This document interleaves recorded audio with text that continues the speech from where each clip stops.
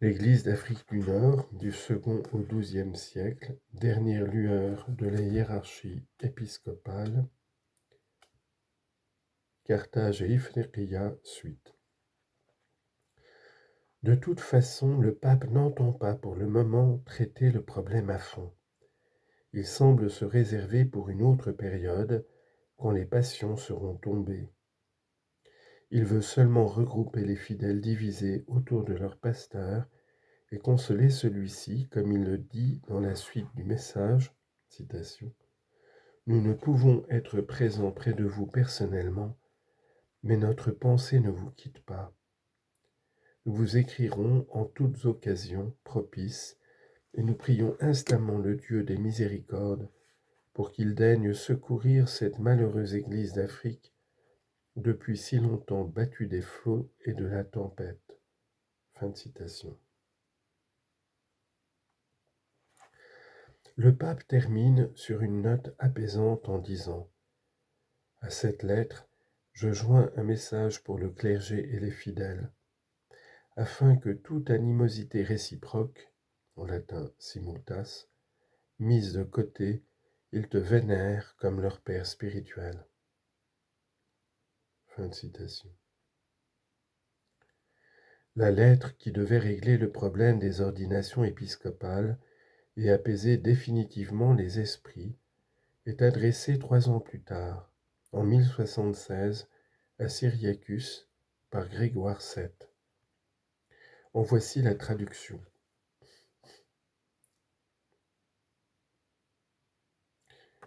On lit en note.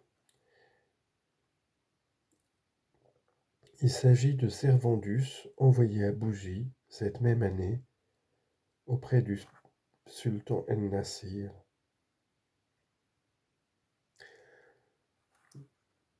Grégoire, évêque, serviteur des serviteurs de Dieu, à Syriacus, son frère chéri dans le Christ, archevêque de Carthage, salut et bénédiction apostolique. Il est venu à mes oreilles que l'Afrique, qu'on dit être une des parties du monde, et qui autrefois, lorsque le christianisme y florissait, avait un très grand nombre d'évêques pour la diriger, est aujourd'hui si atteinte qu'elle n'a plus les 3 évêques nécessaires à une ordination épiscopale. Considérant donc l'extrême péril qui en l'occurrence menace la religion chrétienne, et compatissant de tout cœur au dur labeur de ceux qui sont si peu nombreux à peiner dans un aussi grand champ, nous avons résolu que vous, c'est-à-dire toi, et celui à qui nous avons récemment imposé les mains, on lit en note, il s'agit de Servandus envoyé à Bougie cette même année auprès du sultan El-Nasir, fin de note. Vous choisissiez, suivant les constitutions des saints pères, quelqu'un que vous enverrez avec des lettres à l'appui, et que s'il plaît à Dieu, nous ordonnerons, et vous renverrons pour le besoin des églises. Ainsi vous pourrez pourvoir aux ordinations épiscopales, suivant les prescriptions des saints canons. Le peuple chrétien se réjouira chaque jour et se multipliera sous la direction pastorale. De la sorte, le labeur surhumain qui vous écrase sera plus léger, parce que vous serez à plusieurs collègues pour l'accomplir. Donné à Rome, au mois de juin, indiction 4, 1076. Fin de citation. Le texte est assez clair par lui-même. Il apparaît qu'en 1076, il n'y avait en toute l'Afrique du Nord qu'un seul évêque, Syriacus. Devant une situation aussi lamentable, on comprend, et les inquiétudes du peuple chrétien, redoutant avec la disparition des évêques la mort de leur Église, et l'empressement du pape à doter le Maghreb des 3 évêques requis pour assurer la continuité de la hiérarchie dans l'antique Église d'Afrique. Qal'a et Bougie. En cette même année 1076, Grégoire VII expédiait 2 lettres à Bougie.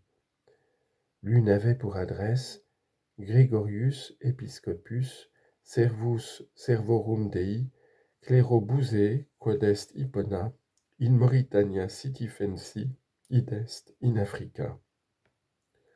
L'autre était envoyé au roi An-Nazir, Regi Mauritaniae sitifensis in Africa. On lit en note.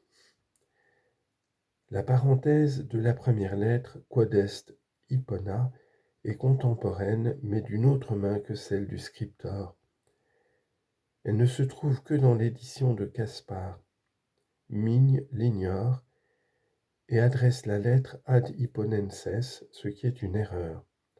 Voir à ce sujet l'analyse critique de Courtois, Grégoire 7, page 207. Fin de note.